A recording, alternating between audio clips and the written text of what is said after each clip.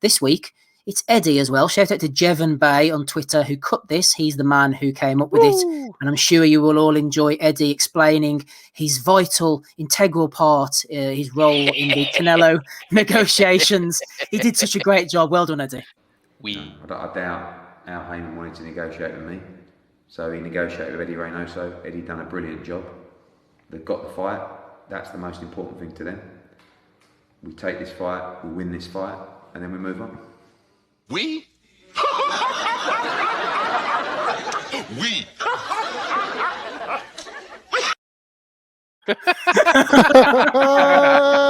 He's the mid.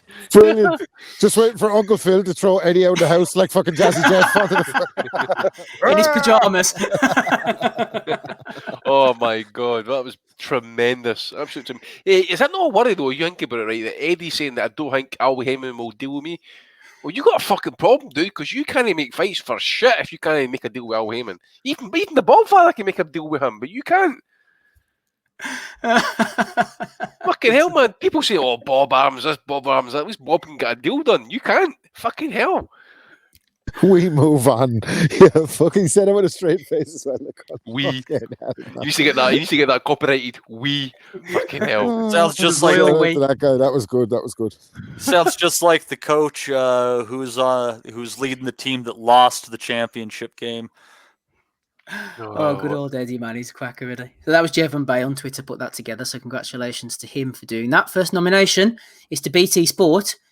John Fury meets Daniel Dubois and Tommy Fury. Just make sure you turn up. John Fury is now working as a roving reporter for BT Sport. Reporting live outside a billboard, coming soon. Yeah. Oh, good old John.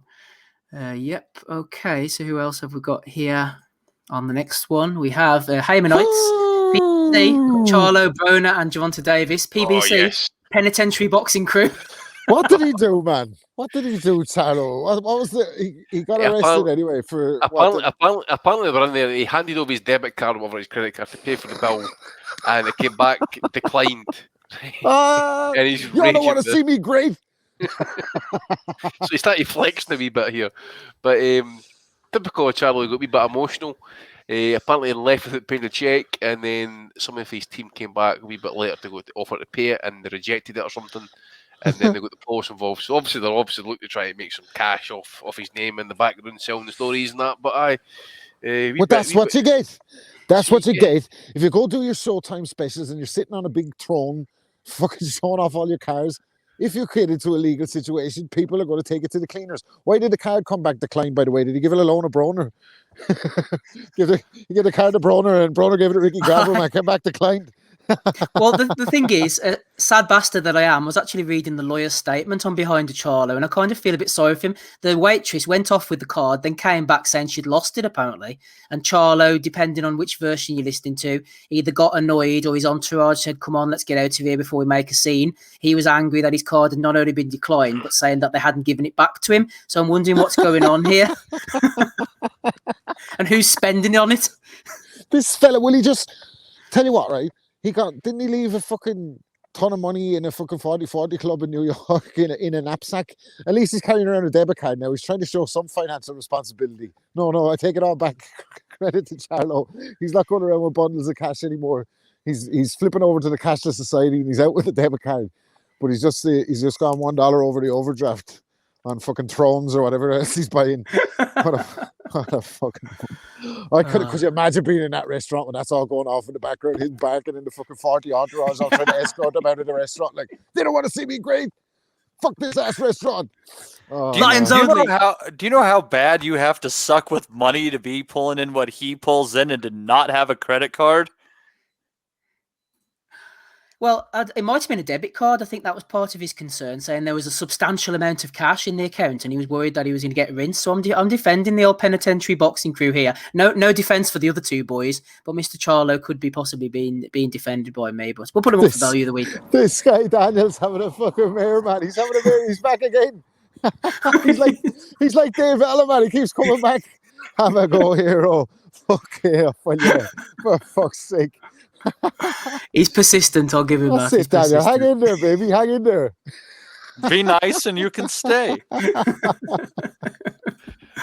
Oh dear. As Economics nominated Gaz Taylor 83, Gaz wasn't happy with the upcoming pay-per-view undercard of Usyk versus Joshua. Weak that, he says, very weak. He then gives a suggestion of how to strengthen it up.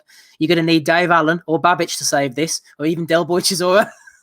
If that's all that separates you from success and failure, man, you're fucked. Oh dear. He's fighting tonight. Daniel Dubois. We shall talk about this show next week. Dubois' Drip says boxing exclusive. MDMA Mick, our friend Smigger's Titties, has nominated him. Let's have a look at the full job. I'm not really quite sure what Dubois rocking up to the press conference in wearing here, but he seems to be enjoying himself anyway. So congratulations, Daniel. Must be looking through the bad eye when he was getting dressed, I suppose. It looks like you forgot to put a skirt on top of that wardrobe. It just there's nothing breaking up between the jacket and the leggings, you know. He's enjoying himself out there in the States. When John Fury will come knocking on the door looking for an interview soon. Manny Pacquiao has been nominated. He said, reflecting on the fight against Ugas, he surprisingly said, in my entire career, Ugas was one of the easiest opponents. He only had one style, and I should have been able to easily move away. Yeah. So I said on my recap last week, Manny always takes defeat so well.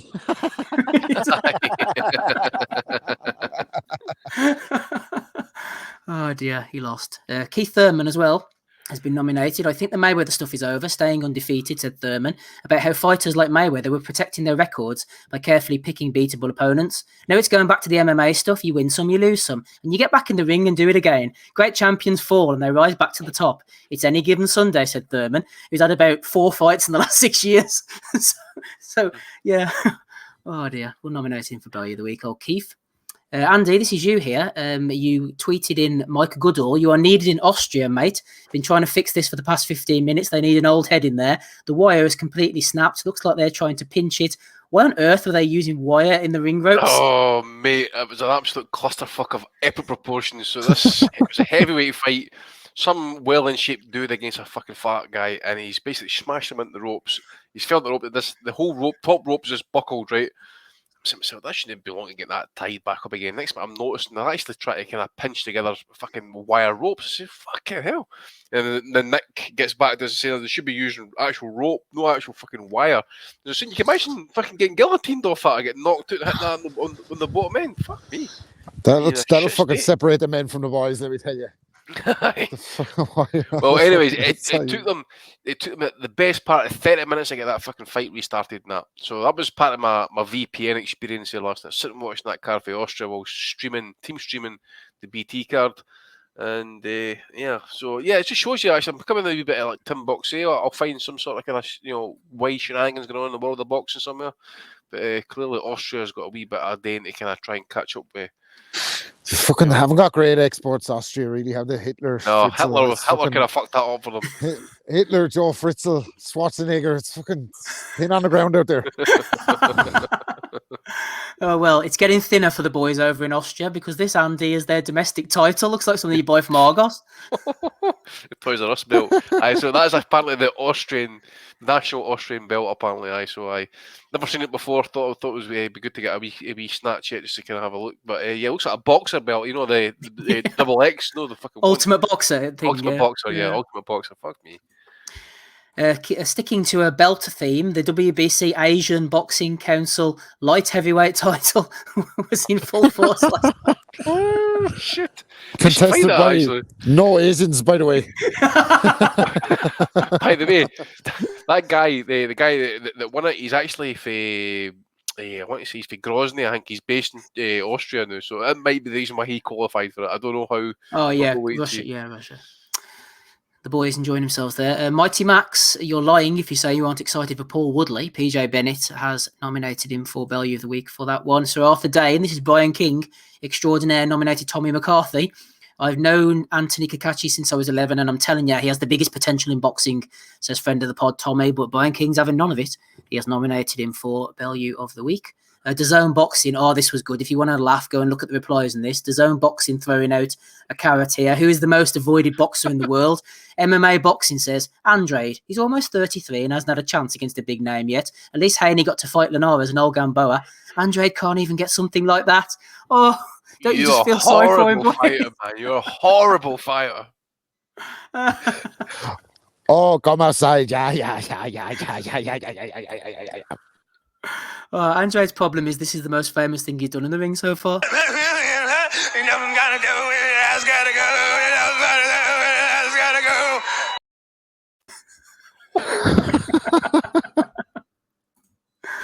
Oh man, Andre, yeah, okay. fair Hopefully that Canelo. motor turns over eventually.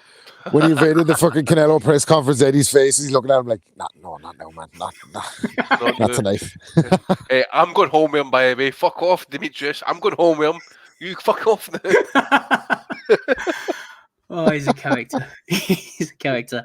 Nomination here for Coog and Cassius. Not strictly boxing related, but definitely worthy of being Bellew of the Week just for his sports, because he supports Arsenal. I usually wouldn't include this, not a non-boxing one, but I must say it's from our friend Maria Matthews, part of the ever-increasing female listenership, surprisingly enough, that now listen to the pod along with Holly and Emily X and Amy Lou. Shout out, she's still out there. So Maria has joined the crew, sending in Bellew of the Weeks, boys. Maria. All day. Cooks was getting in the neck yesterday. He even had a wee bite of him as well. And that, I mean, Henri, how many times did they choke in the cup finals, But it doesn't make him any less a good or a legend than that. He's a great player, great finisher, and that. It just, a couple of times when it mattered, especially in the Champions League final, he kind of. I don't think this is a day to be talking about football, to be honest. No, I don't think so. I don't think so. No, I agree as well, where Wolves are getting on.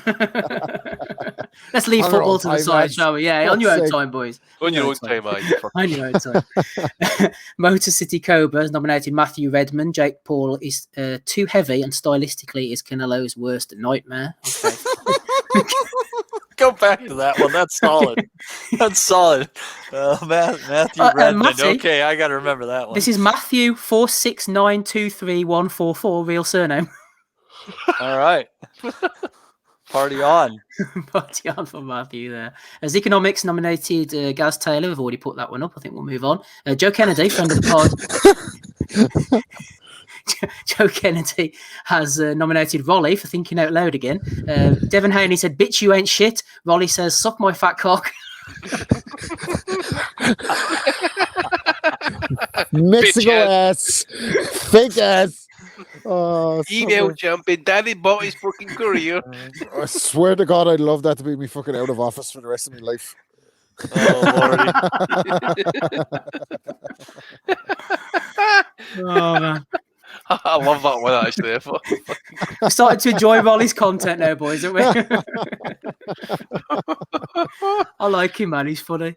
Oh, good old Rolly. The doctor's coming in, nominated by James Windsor. "I am still much around. Check this out," said the doctor, who then went on to offer his advice services. He put up his phone number and his email address. If any aspiring boxer wants to get in touch, the doctor is happy to dispense advice. Woo! The doctor is in. What else is he dispensing, the doctor? He's improved his little bio anyway. He's now Dr. Joseph Ajao, THB, THM, DMIN, THD, PhD. You know what DMIN stands for, by the way? Apparently it stands. I'm not going to say it. I tell you one thing, the footwork has improved a lot. He's up in the levels there, so make sure to check that one out, the listeners. Good old Dr. Joe. Good old Dr. Joe. Was texting. David Almond nominated Tom Loeffler. Loeffler says, "One of my goals since I started working with Triple G 10 years ago was for him to be on the Ring Magazine top 10 list for 500 weeks. Now it's 501 weeks. We did it. Dominant run, always professional." David says, "What a lie. Sign a fighter and your wish is for him to be top 10 member." Well, that's a hell of a random lie. You know, Loeffler, he talks real creepy anyway, don't he? Like, Mr. Gennady, one of my main... to make you world champion, make you a lot of money, but most importantly, I want you to be number one on the ring pound for pound list for 500 weeks. Klopp's gonna be like, "What? What are you talking? What the fuck does that mean?" Like, nobody ever fucking said that out as a goal in a fucking. For my kid who died of leukemia at 500 days old. 500 weeks in the pound for pound. That'll really separate the men from the boys. Is he seriously in Ring's top 10 pound for pound still? Yeah, some dreams cannot be denied, Matty. The fuck? The boys. Iron Fisted Champion has nominated Devon Alexander. Oh yes. Yeah, Oh no. Devon has followed on from the stretched anus with another suspect rant. Oh dear. Oh dear. An anal-related rant. Can, Oh, can God. I read this one out loud, Steve? Go on then. I'm telling you now. If a dude eats a woman rear end, you disgusting. I know it's a new thing out here, but so many germs pass through back there. I don't care how good you clean it. Women, if your man talking about how he enjoy it, I would give him a side eye. Laugh react. That's suspect as hell. To each its own. From a man's standpoint, that's disgusting. And he deserves one for that for that for sure. But the guy who nominated him deserves it for the same time because he says Devin's views on women and homos are always a great Jesus. read. For What the fuck's fuck? sake. Like they're both up. Like they're both up for a nomination there. What the fuck? You like? Well, you know, fucking Dev knows what anuses should be and what it shouldn't be and that. So man's an expert. Yeah, I tend to agree with him, but I don't think it's worth tweeting. Well, the thing is, you know, the family will be experts in this type of subject because his brother Vorm was in jail for the best part of 15 years. So, you know, you never know what happened in there. He knows. That's right. People are getting like E. coli from eating ass. Like it's a relatively new phenomenon, I think. You should wash your salad more then, shouldn't you? Yeah, amen. Yeah, I think it's probably time to move on to Ebony Bridges, no less. Oh, yes.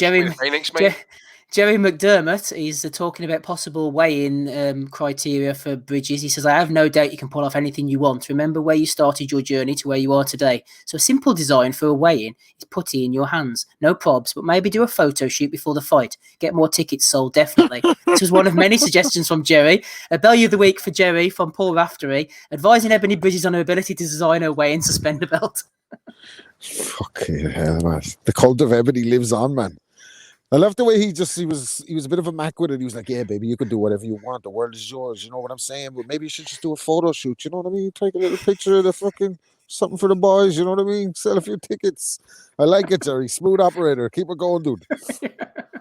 He's one of many. A shout out to Take Ames in response to Devon Alexander. He said, we should ask the doctor his advice on this.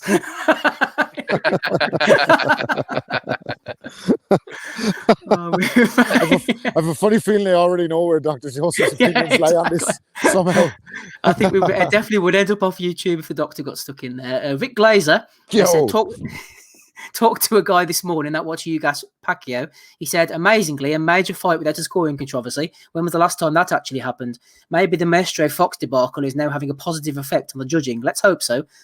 #boxing. Then Artman, one of my favourite Twitter accounts, jumped in and said, yeah, hopefully, Rick. Have you noticed a lot of trainers are catching fighters with tampered gloves? It seems like after Wilder Fury 2, people are more cautious about glove tampering. Artman and Rick Glazer, all in one Andy. What a glorious combination. Oh, mate. I remember I had Rick Glazer on this call too as well, a couple of years back. It was good copy, actually. But yeah, he loves his conspiracy theories and that, doesn't he?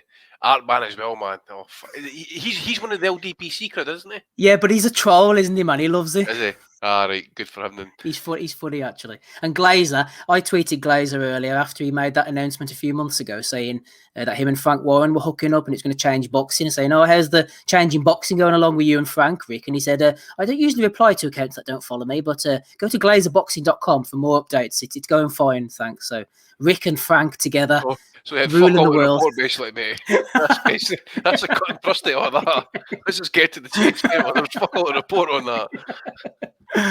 Oh dear. Bellew of the Week for Jake Paul as well. Finally, he says, I'm on a trajectory to become the biggest prize fighter in the world. For the kids, I look like Mike Tyson. Your grandpa had Muhammad Ali and Mike Tyson. Your dad had Floyd Mayweather.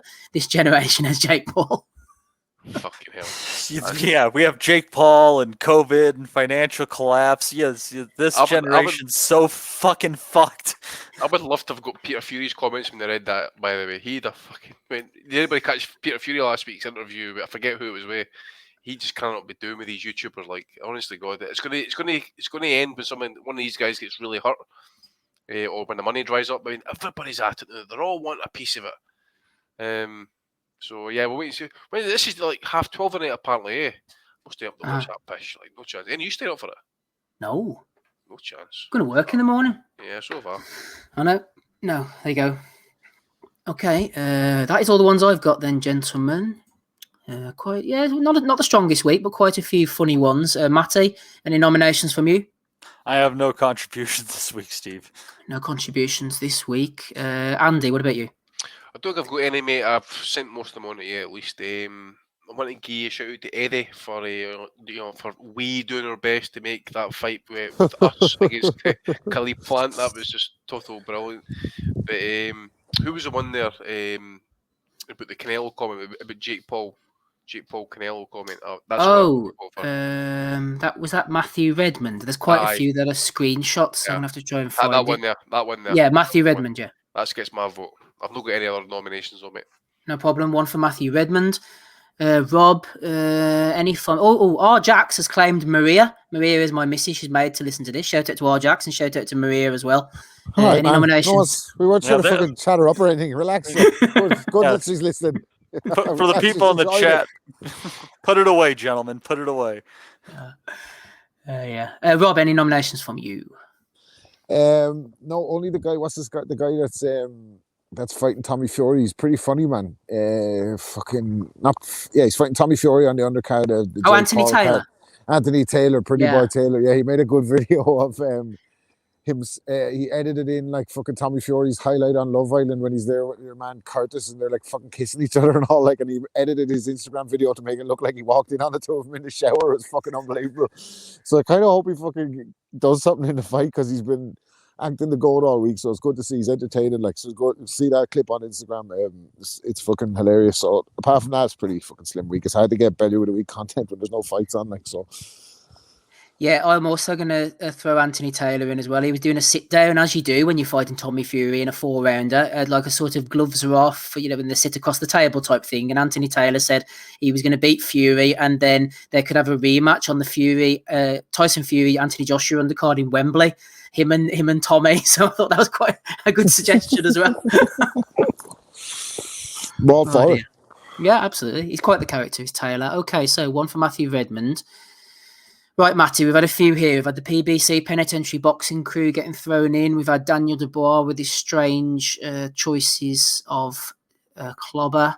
Daniel Dubois looked like he was going to shop for bread at 11 in the morning in Ferndale for me. He looked like he should have a handbag with a small dog in it. Telling the kids he's not made of money. The fuck is wrong? Put down that fucking Monster Energy drink. I'm not made of money, you fucking bollocks. I own a van. Oh, good old Daniel. That was a good one from Joe, throwing in Rolly as well. And we liked I'm going to go for Tom Loeffler, I think, actually. I kind of liked his elaborate, never happened lie. Matty, who are you going for?